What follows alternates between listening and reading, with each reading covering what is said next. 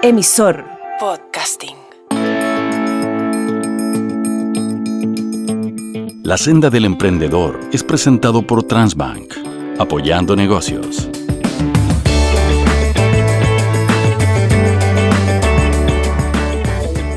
¿Cómo están? Bienvenidos a esta tercera temporada de La Senda del Emprendedor, nuestro capítulo número 38 que iniciamos con varias novedades.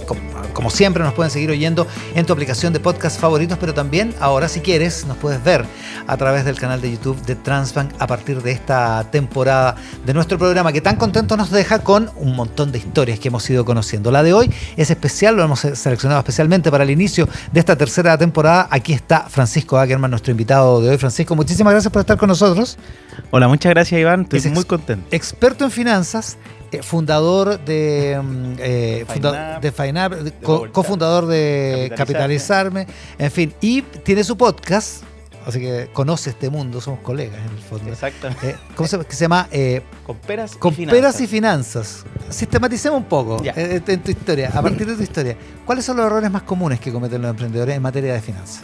Primero que todo es no contabilizar los gastos. Yo diría que ese ha sido uno, para mí fue un aprendizaje muy fuerte porque uno se dedica como a ganar, en mi caso por lo menos. En mi caso personal era generar valor, ganar, crear, y el gasto lo hacía igual. Me compraba mis cafés, me gustaba salir a comer rico, ir al restaurante, empezar a ganar más y como que me merezco mejores salidas. Entonces más salía a comer, un mejor auto. Gastar sin transar. Gastar y sin pensar. Entonces, mucho peor. Y las cuotas que eran maravillosas, todo, en fin, los 12 cuotas sin interés, porque aparte cuando uno le empieza a ir bien, las ofertas crediticias son más atractivas, entonces, exacto, y son sin interés o bajo interés, y uno jura que todo se va a pagar porque yo soy buen generador. Entonces, ese es un error muy, muy común, que es no visibilizar nuestro número, en nuestro estado de resultados, al final hacer un Excel con nuestras cuentas. ¿Sí? Eso es. Ese es un error muy, muy común y que le pasa, ahora que estoy emprendiendo también me ha pasado, que uno empieza a emprender y empieza a gastar y quiere tener cositas ricas. Pero el problema es tenerse mucha fe en que siempre vaya a generar vaya a tener un cierto flujo permanente, o tener desorden en el tema de los gastos. Son ambos. Porque el desorden, hay gente que, porque aunque no genere más, es bueno, digamos. Sí, eso es súper bueno. Si uno tiene que tenerse fe, al revés. Ojalá todos se tuvieran mucha fe y trabajaran por eso, que está muy bien. Pero el desorden te mata. El desorden, en verdad, hace que uno no pueda crecer y después uno no se da cuenta, en verdad. Ahora, ¿es un plan financiero la respuesta, la herramienta que debería usarse? ¿En qué consiste un plan financiero? En mi caso fue un mix de educación, que de verdad es súper importante para mí, y lo repito en todos lados, todo parte acá en la cabeza. Y mucho, porque yo tenía estudios, tenía hartas cosas, pero mi cabeza estaba mal. O sea, mi cabeza me hacía pensar que yo siempre iba a ser bueno. ¿Te medicaste para eso? Después de hartos psiquiatras. O sea, tenía un error conceptual. Tenía un error conceptual. Ese es el problema. Y también un problema con el dinero. Yo tenía este concepto como de que entre que te dicen que el dinero es malo, que te hace mal si tenés mucho. Entonces yo también tenía trancas con la plata. Tenía a ese nivel de tranca. Y partí con unos audiolibros también muy buenos. Uno se llama Los secretos de la mente. Ahí como Los secretos de la mente millonaria también. ¿Ya? Que ese te habla mucho de tu relación con el dinero y cómo entender que el dinero simplemente es valor. Oye, el otro día me subí a un Uber, ¿ya? Y el chofer, no aquí, en Argentina, iba oyendo, yo dije, en ese país se necesita, iba oyendo un podcast así. Mira, sí, buena. Que precisamente hablaba de eso y le decía cosas sobre el dinero. Ya me llamó, de hecho no le conversé nada porque iba oyendo yo también. Era muy interesante. ¿Viste? Deberíamos hacer una alianza con Uber ahí para podcast. Sí, porque ahí hay emprendedores. Existe ese tipo de herramientas. Sí, existe ese tipo de herramientas. ¿Y qué aprendiste ahí? Básicamente a descubrir y uno, como sanar esta percepción que yo tenía del dinero y querer ahorrar, querer generar más y ahorrar y tenerlo, que no es malo en el fondo. Lógico. Y en el fondo fue un poco como un ordenamiento mental. Entonces, la cabeza es muy importante y después yo diría que al mes 2 empecé con el Excel, básicamente, que esta planilla y para mí fue muy, muy reveladora. Pero la cabeza es anterior al Excel. O sea, la planilla no te va a solucionar el asunto sin que tu cabeza no cambie. No, está lleno de planillas gratuitas, se descargan de internet, hasta mismo Excel, tú puedes buscar planillas de presupuesto. Pero si tú no estás consciente, con las ganas de hacerlos, convencido, no sirve nada. Pues si es como que tener una pelota, ya voy a ser futbolista. Entonces, es como dejar el chocolate. También. Ese es mi segundo problema. No, perdona, no quería ser yo, estaba pensando en mí mismo. No, pero es que pasa, ¿cierto? Oye, ya, pero espérate un poco. Al principio dijiste, yo me merezco más gustos, me merezco mejores gastos. Y solo me hablaste de gastos personales, no me dijiste ningún gasto como empresarial, por decirlo así.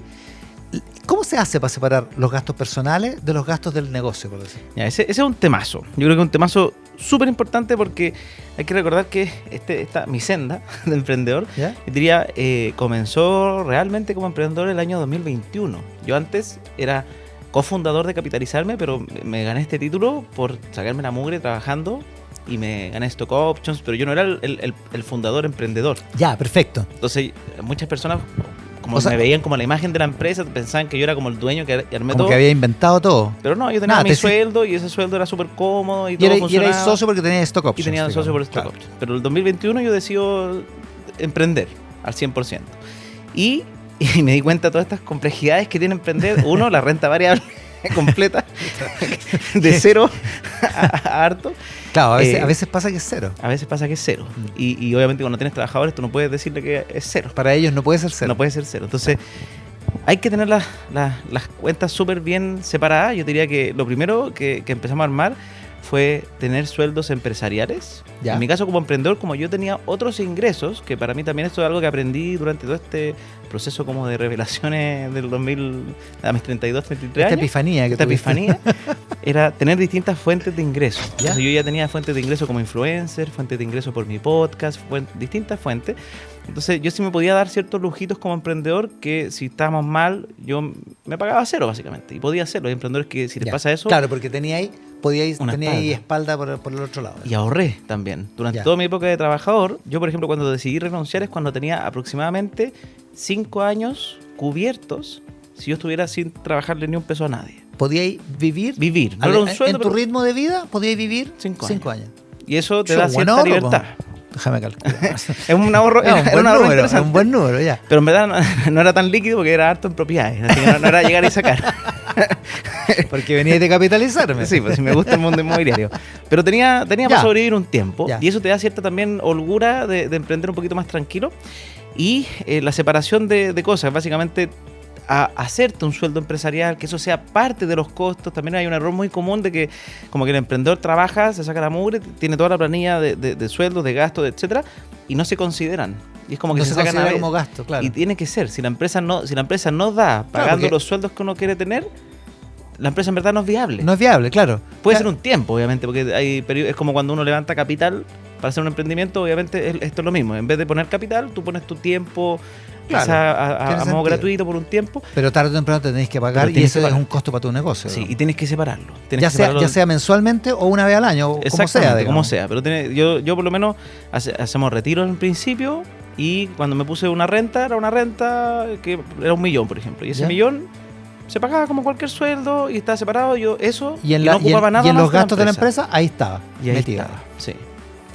A propósito de finanzas, si tuviera que hacer como una lista de supermercados, Francisco, ¿cuáles son los indicadores económicos que un emprendedor tendría que estar mirando regularmente?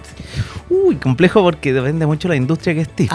Sí, claro. En mi caso, por ejemplo, yo vendía cosas que están en dólares, entonces obviamente el movimiento del dólar era interesante, había que estarlo viendo. Hay personas que el dólar no les afecta mucho. Que no te afecta, claro. Especialmente en los servicios, pero en este caso nosotros vendíamos en dólares nuestro producto, entonces sí era importante el dólar. ¿Ya? Sí era importante, obviamente, la inflación, que uno piensa que no, pero la verdad es que la inflación lo que hace al final, como le ajusta los bolsillos al final a las personas, porque todo está más caro, ¿ya?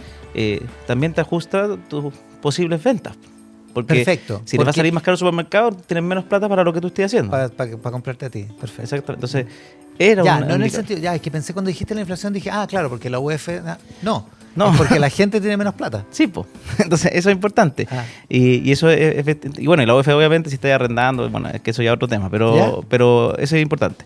Indicadores económicos como el crecimiento, cómo va el IPC, todas esas cosas también influyen porque uno tiende... Si el país lo ve mejor o con optimismo uno también se atreve a hacer mejores promociones, a ser un poquito más intrépido, en el fondo, para hacer el negocio, tomar más riesgo. Ya. Y cuando el país está un poquito más complejo, por ejemplo, estos años yo creo que todos los emprendedores han vivido muchas innovaciones y han tenido que reinventarse muchas veces porque uno no sabe bien lo que está pasando entre que las pandemias, crisis, guerra, o sea, pasó de todo en estos 3 años. Y ahí uno tenía que ver qué hacer todos los años, entonces todos los meses. Había que estar un poquito atento a estos indicadores macroeconómicos que yo diría que antes no se miraban tanto porque como que el país venía medio planito, creciendo, claro, a un ritmo. Acá como que tocó todo a la vez, crisis mundiales, crisis externa, interna. Todo junto. Todo junto y todo importado al final. Ya, o sea, hay que echarle una mirada a los cuerpos financieros de los diarios, digamos. Sí, igual al final la mirada más importante es tu cliente. Ya. El foco es qué está haciendo tu cliente, qué está consumiendo. Yo tengo distintos tipos de emprendimientos, pero el principal, el que más quería que crezca y quiero que crezca, es de educación financiera. Entonces para mí me importaba mucho, más que indicadores macro, cómo está el crecimiento del consumo de educación financiera. Ya, educación financiera, hablemos de eso. Endeudamiento. ¿Cuál es una tasa de endeudamiento? ¿Cómo calcular si mi endeudamiento es mucho o poco o es el adecuado? Ya. ¿Hay una tasa de endeudamiento? ¿Cómo se hace? En cuanto a tasas, las tasas son media... Aquí les va a pasar, la gente que empieza a aprender se vuelve fanático del depende. Como que uno jura que cuanto más aprende va a tener respuestas certeras, pero no. Porque en verdad depende. Las tasas va a depender de si tú consigues un negocio que rinda mejor que la tasa de endeudamiento que tienes. Que, por ejemplo, en el mundo hipotecario para mí es fácil decirlo porque obviamente si tú sacas un crédito a 30 años, básicamente a una tasa, no sé, pues del 5%, pero la propiedad tiene una rentabilidad por arriendo solamente del 8%, lo más probable es que te quede holgura entre arriendo y dividendo, y aunque sea cara la tasa o que se crea cara, igual va a ser rentable el negocio. Perfecto. Entonces, en el mundo de los créditos para pyme es un poco lo mismo. Si tú sabes que el dinero lo hace rendir muy bien, por ejemplo, qué sé yo, tú el dinero lo vas a ocupar como para campañas de marketing, y tú sabes que a las campañas de marketing le puedes sacar un 40% de retorno sobre el lead que captaste, qué sé yo. Dice, pucha, si me pido una tasa de, no sé, pues 1% mensual, a 13 cae 15, pero al 15 yo le voy a sacar un 40, tampoco está tan malo. No es tan loco pedirlo. Y obviamente, cuando tú estás recién emprendiendo, yo recomiendo que no meterse en deuda, cuando estás recién emprendiendo, porque uno no sabe bien sus métricas, sus números reales. Uno puede tener, y me pasó, yo el primer mes hice un golazo, y me las di de Messi. Dije, aquí estamos perfectos. Así va a ser siempre. Contratemos gente y le paguemos sueldos y estamos perfectos. Pero de repente el segundo mes no fue igual. Entonces al final el tiempo te va a ir dando tu real capacidad. Y ahí tú puedes empezar a decidir si el endeudamiento va a ser interesante o no para tu emprendimiento. Oye, sigamos en la educación financiera. ¿Qué es lo que más te preguntan tus seguidores? ¿Cuáles son los conceptos donde hay más confusión? ¿Dónde invertir? Es una buena pregunta. Siempre preguntan eso. Que yo te la iba a preguntar después del programa. Que es lo más difícil. Pero en general, aparte de esa pregunta que es muy individual, porque depende de cómo uno esté preparado para la inversión, su riesgo, qué sé yo. Las preguntas que vienen después es ¿por dónde parto?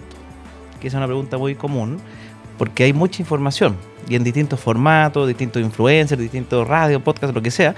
Entonces, lamentablemente la receta tampoco es única. Yo cuento siempre la mía, que a mí me funcionó porque yo soy de partir escuchando. Entonces yo partí por el mundo de los podcasts, que ahí hay un montón: Neurona Financiera, Inversapiens, ahora está el mío, Emisor Podcast también tiene un montón. O sea, está lleno de podcasts interesantes. Después si uno dice, ya, yo no soy tan bueno para escuchar, libros. Y ahí libros están desde los más bases, que son estos mentales, que quizás alguien ya tiene eso resuelto o nunca tuvo ese problema. Esa es la respuesta para esa pregunta. ¿Por dónde empiezo a aprender, digamos? ¿Qué más te preguntan?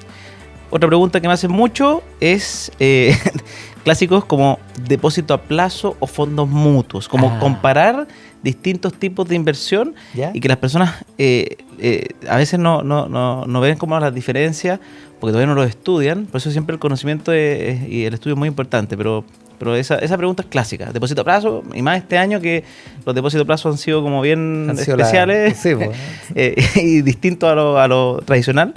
Entonces, ahí es donde hay que entender que el fondo mutuo es súper amplio, porque hay fondos mutuos que son prácticamente depósitos a plazo y otros fondos mutuos que son súper riesgosos. Y el depósito a plazo es uno, no tiene otra característica. Claro. Cambia de banco, un poquito de tasa, qué sé yo, pero no más que eso. Pero eso me preguntan mucho. Me preguntan también cómo lo hago en pareja, o sea, cómo lo haces con hijos, porque esa pregunta es como... yo comencé cuando era soltero, todo funcionaba, pero resulta que con familia no se puede. Claro, porque son otras responsabilidades, otros gastos, otro todo. Y sí se puede. No diría que uno va a estar igual de ordenado, porque hay hartos imprevistos nuevos, la cabeza con, no sé, en mi caso me puse muy baboso, entonces ya pasan cosas distintas. Pero con los hijos. Sí. Ya. Pero sí se puede. Uno igual, en el fondo, tiene que ajustar este vuelo, probablemente hay que meterle una turbina adicional, más ingreso y todo. Pero tratar de mantener el orden, y esto es súper importante, que hay gente que jura, y ahí es donde se frustra, de que hay que ser una máquina, y es súper lejos de la realidad. ¿Sí? Quizás uno puede encontrar a alguien que es realmente una máquina, pero yo soy súper desordenado, súper. Me cuesta mucho seguir mi ingreso, seguir mi meta del 30% de ahorro mensual. Mi Excel a veces se me olvida llenarlo en un mes, y después digo, y me tengo que sentar y hacerlo. Entonces... todos tenemos temas y que nunca se frustren porque se equivoquen, es muy normal. ¿Y cómo lo hacís para el desorden? Me vuelvo al origen, como que digo, cuando empiezo a desordenarme fuerte, ¿Ya? me tomo, no sé, un par de días, ya, voy a volver a salir a caminar y escucho... Es como... Pensé que me iba a decir, me tomo un Rabotril. Ya, te tomé un par de días y... Pero no es que me los tome, sino que... Porque sigo trabajando, hay que seguir haciendo así todo. Así como una pausa... Pero como una pausa y digo, ya, voy a salir 15, 20 minutitos escuchando el primer podcast para acordarme que así era. Y trato como... Ese era mi origen. ¿Ya? Pero va a pasar que uno se desordena. Hay gente especial que es súper metódica y genial, me encantan esas personas extraordinarias, pero yo creo que la mayoría somos medio con la cabeza en muchas cosas, somos personas. Porque hacen muchas cosas, exactamente. Ya, un consejo ganador para los emprendedores. Consejo ganador para los emprendedores, ya. 2, ¿pueden ser? Dale. 1, foco en el dolor, que este es medio de libro, pero en el cliente, en verdad. Si la meta, si por ejemplo en mi caso mi meta es educar a 100 millones de personas, si me está saliendo con los cursos, genial. Si los cursos no es la vía y el podcast es el podcast. Entonces uno puede ir pivoteando, pero el problema es uno. Lo que satisfaga a tu cliente. Sí, eso es súper importante. Y 2, preocúpense mucho de las relaciones. Yo creo las relaciones interpersonales con los clientes también, pero los socios, eso es fundamental. Los socios, con la gente que te junta. A veces hay concepto de mentores, pero yo soy me tomo cafés con otros emprendedores, me tomo cafés con inversionistas, me tomo café con, todas las semanas entrevisto personas en mi podcast y aprendo a montones. Y este tema de estar conectado con personas que me pueden dar la mano, así como yo les voy a dar la mano en cualquier situación, es muy bueno, porque estas redes al final te ayudan a veces mucho más que lo que uno puede hacer con la plata, porque quizás estás con un problema, no sé, pues no sabes qué hacer y le pedí ayuda a uno de estos amigos que conocí y te dicen, mira, no te preocupes, yo te voy a te voy a ayudar a llegar a este podcast y te hacen una promo porque estás conmigo. Y uno se mueve y empieza a tener estas redes que te apoyan mucho. Y está lleno de lugares para conseguirla, en el fondo, sin haber como nacido con contacto, porque yo no conocía nada del mundo inmobiliario, me compré un departamento y ahí empezó mi vida. Y hoy día yo diría que tengo contacto inmobiliario más que la mayoría. y nada inmobiliario, sino no tengo papá desde un año y mi mamá trabajaba en florería, kiosco y café. O sea, no tenía por dónde. Y ahí te metiste. Y ahí me metí. Francisco, muchísimas gracias por estar con nosotros hoy día. No, muchas gracias. Se me pasó muy rápido. Muy rápido se me pasó el tiempo. Es que muy entretenido, muy entretenido. Muchísimas gracias por eso. Así que, nada, felicitaciones a todos los que están escuchando, tremendo podcast y gracias por la invitación. Y gracias a ustedes también por estar con nosotros en este primer capítulo de la tercera temporada de La Senda del Emprendedor, que siempre pueden oír en su aplicación de podcast favorito y ahora también pueden ver. Así que muchísimas gracias por acompañarnos, gracias Francisco por estar con nosotros, muchas gracias por estar ahí con nosotros. La Senda del Emprendedor fue presentado por Transbank, apoyando negocios.